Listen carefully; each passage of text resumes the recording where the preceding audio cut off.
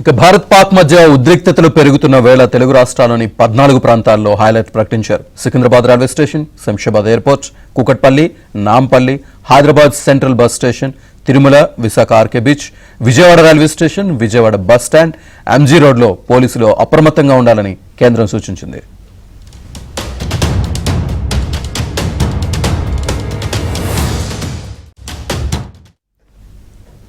ఇక కేంద్రం ఆదేశాలతో విజయవాడ బస్ స్టాండ్, రైల్వే స్టేషన్లో పోలీసులు నిఘా పెంచారు. మరింత సమాచారాన్ని మా ప్రతినిధి ప్రసాద్ అందిస్తారు.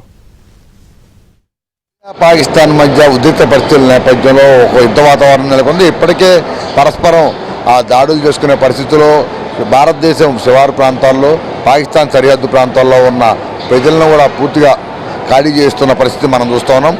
ఎప్పుడు ఏ ఘటన జరుగుతుందని అందరూ కూడా ఆందోళన చెందుతున్న నేపథ్యంలో కేంద్ర రాష్ట్ర ప్రభుత్వాలు కూడా అప్రమత్తమయ్యాయి. ఈ నేపథ్యంలో నిత్యం రద్దీగా ఉండే ప్రాంతాలను గుర్తించి ఆ ప్రాంతాలు నిరంతరం నిఘాతో పాటు ఐఎల్ జోన్లుగా ప్రకటించే ఆలోచన ఉన్నట్టు కూడా తెలుస్తోంది. ప్రస్తుతం మనం విజయవాడ పండిట్ నెహ్రూ బస్టాండ్లో ఉన్నాం.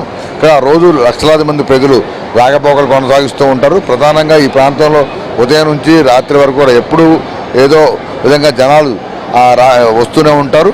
ఈ నేపథ్యంలో ఇక్కడ ఎప్పుడూ రద్దీ కొనసాగుతుంది. ఇటువంటి ప్రాంతాల్లో నిత్యం నిఘా కెమెరాలను ఏర్పాటు చేసి ప్రతి చోట కూడా ఎప్పటికప్పుడు పర్యవేక్షించే విధంగా అదనపు సిబ్బందిని నియమించడం ద్వారా ఎటువంటి అంచనా ఘటనకు ఆస్కారం లేకుండా, అదేవిధంగా అనుమతులు ఎవరైనా ఉంటే వెంటనే అదుపులో తీసుకుని విచారించే విధంగా కూడా రాష్ట్ర పోలీస్ శాఖ అప్రమత్తమైనట్టు తెలుస్తోంది. ఇటు బస్టాండ్ తరఫున అంటే ఆర్టీసీ, ఏపీఎస్ఆర్టీసీ అధికారులు, సిబ్బంది కూడా ఎప్పటికప్పుడు ఇక్కడ ఉన్న ఈ భద్రతా వ్యవస్థను మరింత బలోపేతం చేసే విధంగా అవసరమైన చర్యలు చేపట్టారు. విజయవాడతో పాటు విశాఖ, తిరుపతి వంటి ప్రముఖ ప్రాంతాల్లో నిత్యం రద్దీగా ఉండే అన్ని ప్రాంతాలను కూడా పూర్తిగా అలర్ట్ చేస్తున్నారు. ఎప్పటికప్పుడు ఆకస్మిక తనిఖీల ద్వారా మొత్తం అందరూ ఉపయోగించుకోవడంతో పాటు అవసరమైతే వారిని పై చర్యలు తీసుకునే విధంగా ఉండాలని కూడా భావిస్తూ ఉన్నారు. ఇక ఈ బస్టాండ్ వంటి రద్దీ ప్రాంతాల్లో ఉదయం నుంచి కూడా ప్రత్యేకంగా పోలీసులు మఫ్టీల్లో కూడా ఉండి ఎప్పటికప్పుడు మొత్తం పరిశీలించి పర్యవేక్షించే విధంగా అధికారులు తగిన ఆదేశాలు జారీ చేశారు. ఈ పరిణామాల నేపథ్యంలో ముఖ్యంగా భద్రతా సిబ్బందికి, పోలీస్ డిపార్ట్మెంట్లో కీలకంగా ఉన్న వాళ్ళందరూ కూడా సెలవులు రద్దు చేయడంతో పాటు ఎప్పటికప్పుడు నిఘాను మరింత పటిష్టం చేయాలని కూడా నిర్ణయించారు. ఈ పరిణామాల నేపథ్యంలో ఎప్పుడు ఎటువంటి ఘటనలు జరిగినా కూడా అన్నింటికీ సంసిద్ధమై ఉండాలంటూ రాష్ట్ర ప్రభుత్వం ఇప్పటికే ఉన్నతాధికారులను ఆదేశించింది. ఈ నేపథ్యంలో ముఖ్యమంత్రి చంద్రబాబు కూడా ఉన్నత స్థాయిలో సమీక్ష నిర్వహించారు. ఎక్కడెక్కడ రద్దీగా ఎక్కువ జనాలు ఉంటారు, ఆయా ప్రాంతాల దగ్గర ఎటువంటి ముందస్తు జాగ్రత్తలు తీసుకోవాలి, ఎటువంటి చర్యలు చేపట్టాలనే అంశాలపై ఉన్నతస్థాయి సమీక్షలో పలు నిర్ణయాలు కూడా తీసుకున్నారు. ఆ విధంగా అని మొత్తం రాష్ట్ర వ్యాప్తంగా ఉన్న అన్ని రద్దీ ఉన్న ప్రాంతాల్లో పూర్తిగా సీసీ కెమెరాలు ఏర్పాటు చేయడంతో పాటు అదనపు బలగాలను నియమించి ఎప్పటికప్పుడు అవసరమైన రక్షణ చర్యలు చేపట్టడంతో పాటు ఎక్కడ ఎటువంటి ఘటనలకు ఆస్కారం కలిగించకుండా అన్ని రకాల జాగ్రత్తలు తీసుకుంటే ఆదేశాలు జారీ చేశారు. దీనికి సంబంధించి డీజీపీ హరీష్ గుప్తా కూడా ఇప్పటికే పోలీసు ఉన్నతాధికారులు సమీక్షలు చేసి మొత్తం జిల్లాల వారీగా కూడా ఏ ప్రాంతాలలో ఏ విధంగా పరిస్థితి ఉంటుంది, గతంలో జరిగిన ఘటనల నేపథ్యంలో అక్కడ ఎటువంటి చర్యలు తీసుకోవాలి, ఏ విధంగా పోలీసులు వ్యవహరించాలి, అదే నిఘా వ్యవస్థను మరింతగా ఏ విధంగా పటిష్టం చేయాలి, అనుమానిత ప్రాంతాల్లో సీసీ కెమెరాలు అదనంగా ఏర్పాటు చేయడం తప్ప డ్రోన్ల ద్వారా కూడా ఎప్పటికప్పుడు పరిస్థితులను పరీక్షిస్తూ ఏమాత్రం అనుమానం వచ్చినా కూడా అవసరమైన చర్యలు తీసుకునే విధంగా ఉండాలంటూ కూడా పోలీస్ శాఖలో ఉన్న అన్ని స్థాయి అధికారులు కూడా ఆదేశాలు జారీ చేశారు. ఈ వ్యవస్థను పటిష్టం చేసే విధంగా నిరంతరం నిఘా ఉంచే విధంగా చర్యలు తీసుకోవాలని చెప్పి రాష్ట్ర ప్రభుత్వం తగిన ఆదేశాలు అయితే ఇప్పుడు జారీ చేసినట్టు తెలుస్తుంది. వీడియో నెక్స్ట్ విలియమ్స్తో వరప్రసాద్, ఏబీ ఆంధ్రజ్యోతి, విజయవాడ బస్టాండ్ నుంచి.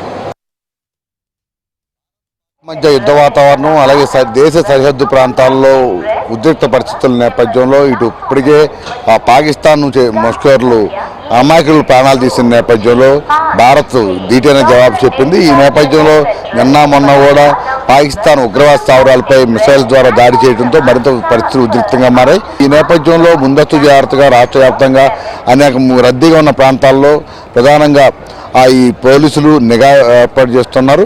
ఎందుకంటే ఇప్పటికే గతంలో గోకుల్ చాట్ కావచ్చు, హైదరాబాదులో పలు చోట్ల ఇటువంటి రద్దీ ప్రాంతాలపై ఉగ్రవాదులు ప్రత్యేకంగా టార్గెట్ చేసి మరీ బాంబు దాడులు చేశారు. ఈ నేపథ్యంలో మళ్ళీ అటువంటి వాటికి ఆస్కారం ఇవ్వకుండా అటువంటి ఘటనలు పునరావృతం కాకుండా పటిష్టమైన చర్యలు తీసుకునే విధంగా ఆంధ్రప్రదేశ్ పోలీసు యంత్రాంగం దృష్టి సారించింది. అదేవిధంగా దీనికి సంబంధించి రైల్వే పోలీసులు, ఆర్పీఎఫ్ పోలీసులు కూడా ప్రత్యేకంగా దృష్టి సారించడం తెలుస్తుంది. ప్రస్తుతం మనం విజయవాడ రైల్వే స్టేషన్లో ఉన్నాం.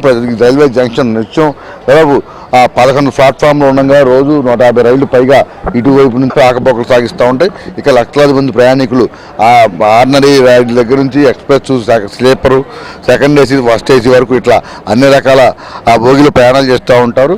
ఇది ఎప్పుడూ కూడా ప్రతి ప్లాట్ఫామ్ మీద కూడా ఆ ట్రైన్ సమయ వేళల్లో ఫుల్గా రద్దీ కొనసాగుతుండటంతో పాటు మొత్తం ఈ ప్రాంతం కూడా ఇప్పుడు ప్రయాణికులతో క్రికెట్లు ఆడే పరిస్థితి. ఈ నేపథ్యంలో ఇక ఈ ప్రస్తుతం కూడా సమ్మరు అదే సెలవు సమయాలు కావడంతో ఆ రద్దీ కూడా మరింత పెరుగుతుంది. అందువల్ల ఇటువంటి రద్దీ ప్రాంతాల్లో ఇక్కడ ఇబ్బంది కలగకుండా సీసీ కెమెరాల ద్వారా ప్రత్యేకంగా ఎప్పటికప్పుడు పర్యవేక్షిస్తూ ఉన్నారు. ఇటు ఆంధ్రప్రదేశ్ పోలీసు యంత్రాంగంతో పాటు ఇటు రైల్వే పోలీసులు, ఆర్పీఎఫ్ సంయుక్తంగా కూడా ఆపరేషన్లు చేసే విధంగా ఇప్పటికే కార్యాచరణ రూపొందించారు.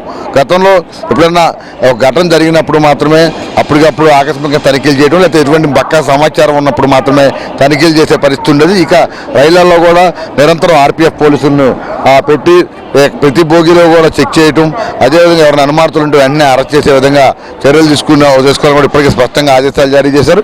ఇక రైల్వే ప్లాట్ఫామ్ మీద కావచ్చు, రైల్వే పరిసర ప్రాంతాల్లో కూడా ఎక్కడ కూడా ఈ నిరంతరం నిఘా ఏర్పాటు చేయడంతో పాటు ఆకస్మిక తనిఖీలు, ఒక సమయపాలన కాకుండా ఉదయం 24 గంటలు ఎప్పుడైనా సరే ఎటువంటి సమయపాలన పాటించకుండా మొత్తం అన్ని ప్రాంతాల్లో కూడా ఈ రైళ్లు తిరిగే అన్ని మార్గాల్లో కూడా ప్రధానంగా ఈ నిఘా నిరంతరం పరిష్టం చేయడంతో పాటు ఆకస్మిక తనిఖీలు చేయడం ద్వారా ఎక్కడికి అక్కడ ప్రత్యేకంగా ఈ మొత్తం కూడా పరిశీలించే విధంగా ఏర్పాట్లు చేస్తున్నారు. దీనికి సంబంధించి ఇప్పటికే 3 శాఖలు, అంటే ఇప్పుడు జనరల్ పోలీసులు, రైల్వే పోలీసులు, ఆర్పీఎఫ్ మొత్తం వీరందరూ కూడా ఎవరికి వారు మామూలుగా విధులు నిర్వర్తిస్తున్నప్పుడు కూడా ఇటువంటి సమయాల్లో ప్రత్యేకంగా నిఘా ఏర్పాటు చేయడంతో పాటు 3 కూడా సమన్వయంతో పనిచేసే విధంగా దీనికి సంబంధించి ఒక టీంను కూడా ఏర్పాటు చేశారు.